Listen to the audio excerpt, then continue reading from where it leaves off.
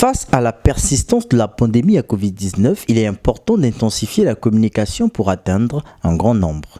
Les journalistes sont ici à la contribution pour mener à bien cette bataille et aussi pour lutter contre les fausses informations qui fusent sur les réseaux sociaux sur la problématique de la vaccination que la République du Congo est partie prenante depuis quelques mois. C'est d'ailleurs le sens qu'on peut donner à la séance organisée ce 20 mai à Brazzaville par le Comité technique national de riposte contre la Covid-19 à l'intention des journalistes des médias traditionnels, presse écrite et presse en ligne. L'objectif est de rappeler aux hommes des médias les techniques en lien avec la vaccination contre la Covid-19.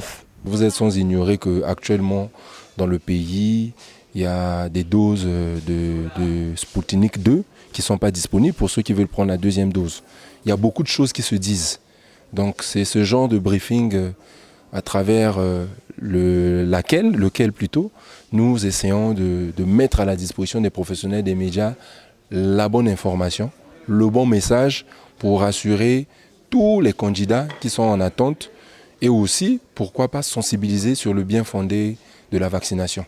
Parce que vous êtes sans ignorer que tous les professionnels des médias, nous souhaitons que vous soyez à mesure vraiment de relayer l'information.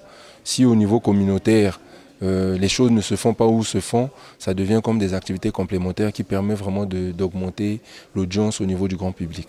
Dans la vision de dynamiser la communication et toucher la cible, la Commission Prévention Contrôle des Infections, Mobilisation Sociale et Communication sur les risques songe à mettre en musique un réseau de journalistes, influenceurs web en vue de maximiser la communication et lutter contre les fake news. Nous voulons mettre en place un dispositif pour accompagner les professionnels des médias qui déjà sont en train de mettre en œuvre des activités dans ce sens. On ne va pas inventer la roue, nous vous suivons, surtout pour ceux qui sont sur les réseaux sociaux. On suit ceux qui... Il y a des reportages qui sont faits, des micro-trottoirs.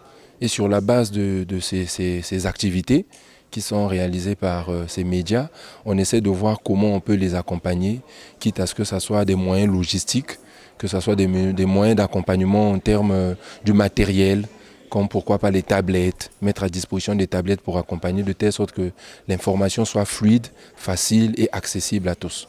Il y a aujourd'hui au Congo une forme de léthargie, une forme de faiblesse dans la suite de la campagne de vaccination en fait.